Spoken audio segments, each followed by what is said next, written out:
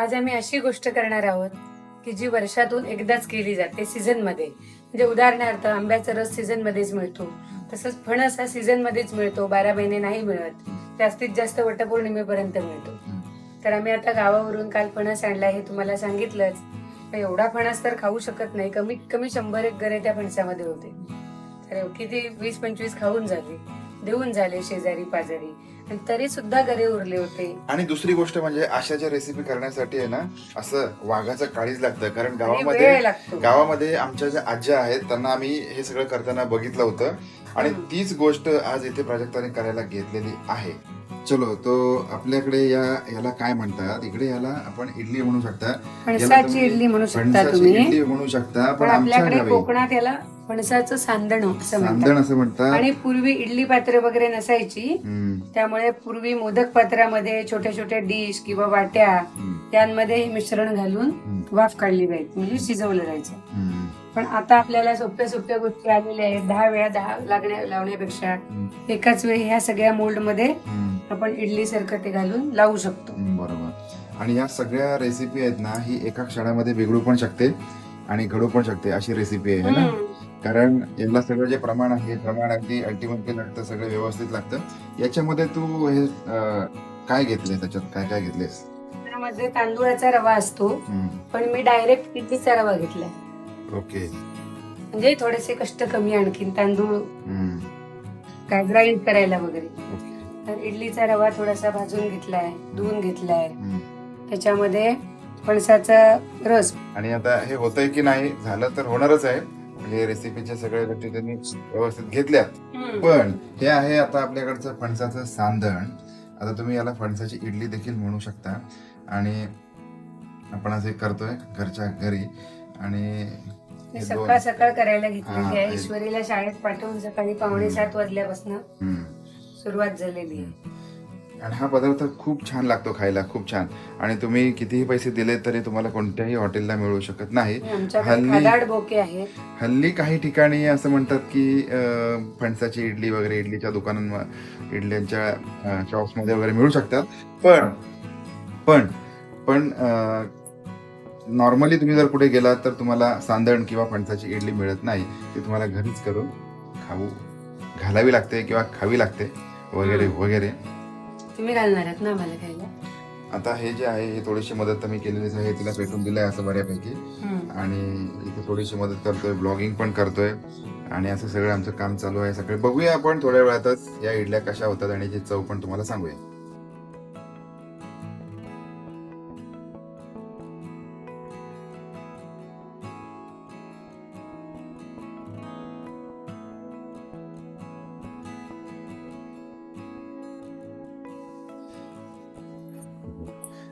जमलेलं आहे. First time केली मला वाटतं इंडिव्हिज्युअली, स्वतःहून अशी, पण ती जमली. म्हणजे गावाला मी केलेली म्हणजे बघितलेली नाही, मदत केलेली आहे. मदत करणे वेगळं आणि हेल्पिंग हँड गोष्ट वेगळी असते. आणि स्वतःच्या जिम्मेदारीवर कसं पदार्थ बिघडला तर मग नवरा ओरडू शकतो, बोलू शकतो. नाव ठेवायला मोकळे असतात. सासू असेल तर ती पण तुम्हाला बोलू शकते, नाव ठेवू शकते, ओरडू शकते. कळलं? तर सध्या तरी मीच आहे नाव ठेवायला तुला, कळलं ना. त्याच्यामुळे मी ते प्रिव्हिलेज घेऊ शकतो की मी नाव ठेवू शकतो तुला. ह्या सगळ्या कमी घालायला हवंय. सावकाश सावकाश सावकाश. एकच नंबर काम झालेलं आहे. ते बाहेर वाळ्यात घे सगळं, म्हणजे गार होईल, म्हणजे काढता येईल लगेच. ओके, ह्याच्यात काढायचंय. ठीक आहे, ठेवते मी बाहेर. चलो बाहेर घेऊन जाऊया आपण. बाहेर घेऊन जाऊया बाहेर. आणि गार झाल्यानंतरच सोडवायच्या. माहितीये खूप गरम आहे कारण ते. अरे बापरे, पाणी आटलं होतं वाटतं. गरम आहे. चंदणांचा म्हणजेच फणसाच्या इडलीचा पहिला घाणा तर आमचा झालेला आहे. हे बघा किती छान झाले आहेत ते, खूपच छान झाले आहेत, एकदम छान. आणि आता दुसरा घाणा मी करायला ठेवते, त्याची तयारी चालू आहे. ते बघा काढून त्याला चिकटलेलं पण नाहीये जास्त, सगळं छान निघालेलं आहे. आणि आता दुसरा घाणा आपण भरूया. तो पण कसा होईल ते सांगेन मी. आणि खायला या सगळ्यांनी सांदणं म्हणजेच फणसाची इडली. आणि याची रेसिपी जर तुम्हाला हवी असेल तर मला नक्की कमेंटमध्ये सांगा, मी रेसिपीही टाकेन. पण मी सुद्धा पहिल्यांदाच केलं होतं घरच्या मोठ्या माणसांना विचारून, त्यामुळे कसं होईल काय होईल ही भीती माझ्याही मनात होती. पण तसं काही नाही झालं. परफेक्ट रेसिपी मिळाल्यामुळे सांदण एकदम परफेक्ट झाली. मी आधी खाल्ली होती किंवा हेल्प केली होती घरात करताना, पण एकटी काय म्हणतो आपण इंडिव्हिज्युअली कधी एकटी केली नव्हती. ती फर्स्ट टाइम केली. ते सुद्धा फणस खूप मोठा होता, खूप गरे पडले त्याचे, त्यामुळे एवढ्याचं करायचं काय.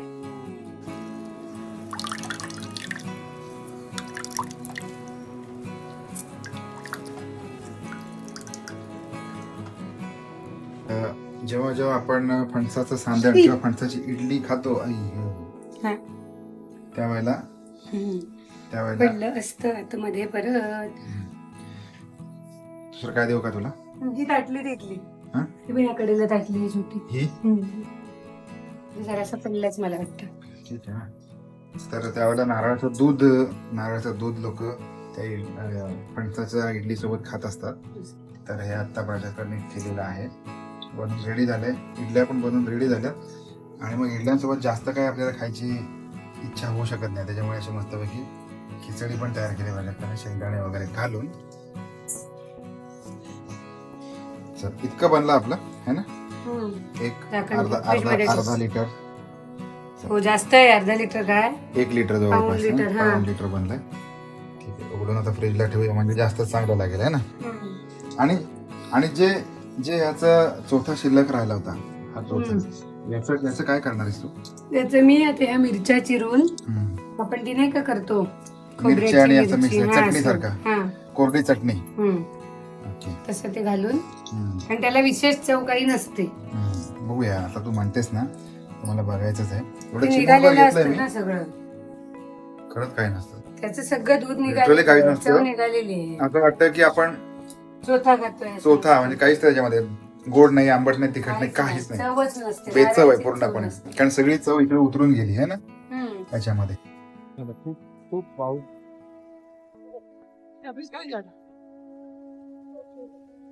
खूप पाऊस झालाय आणि पावसातून चालता चालता सगळ्यांची वाट लागलेली आहे, माझी पण.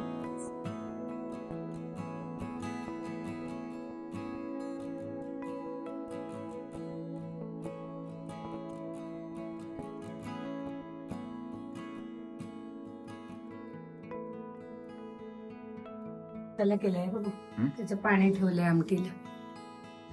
यार मस्त वास येतो यार, एक नंबर स्मेल. आणि करणारे म्हणून नाही तर ह्याची आमटी करणार होते. आता आहे ना, आता तुम्हाला काय सांगितलं की मिरची, कोथिंबीर, आलं आणि टोमॅटो असं घेऊन सांगितलं ना. तर मी जेव्हा तिथे गेलो ना, आता ते सगळे लोक आहेत ना, मसाला द्या म्हणत होते. ह्यालाच मसाला म्हणतात. हा, आता मसाला म्हणजे मला काय वाटलं की जे वाटण बिटण आपण बनवतो ना, तो मसाला वाटला. पण हे त्यांनी मग त्याला विचारलं मी की मसाल्यामध्ये काय काय, तर म्हटलं मिरची, तुम्हाला जे पाहिजे ते सगळं. किती 20 रुपये? 20 रुपयाचा मसाला म्हटलं ना की पहिले 10 रुपयाचे मिळायचं.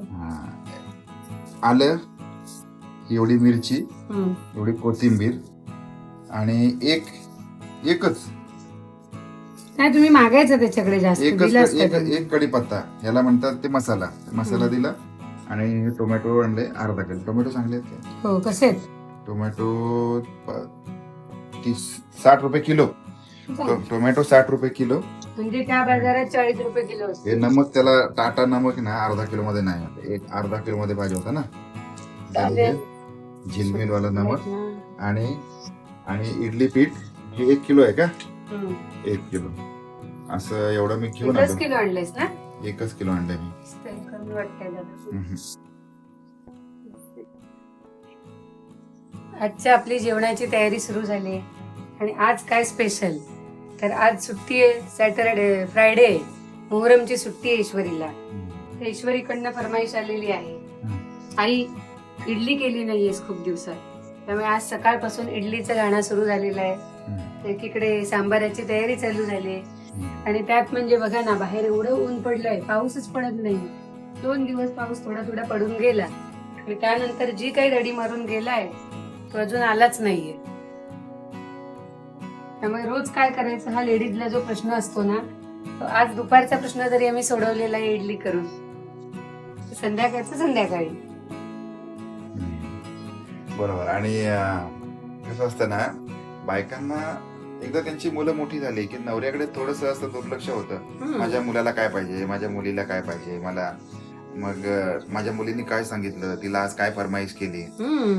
आणि बऱ्याच ह्या कामाच्या गडबडीमध्ये ही सगळी नवरी मंडळी असतात ना बिचारे, ते असे माझ्यासारखे असे कोलॅप्स होऊन जातात, मला बोलायचंय. असे श्रिंक होतात आणि मग त्यांचे असं निरस होऊन जातं त्यांचं आयुष्य बऱ्यापैकी. आता हे जे काही मी करणार आहे ते तुम्ही खाणार नाही. अरे मला खाणार, आवडत नाही का? अरे खाणार, इडली हा पदार्थ सगळ्यात जास्त अरे कोणाला आवडतो? खाणार रे, खायचा विषय या नाही. तिघांमध्ये इडली हा पदार्थ सगळ्यात जास्त कोणाला मला आवडतो? मला आवडतो, मला इडली खूप आवडते आणि घरची इडली जरा जास्त आवडते. म्हणजे पण नाव मुलीचं घेतलं ना, हा विषय आहे ना, तुला म्हणजे? मुलीचं नाव घेतलंस तू. हा.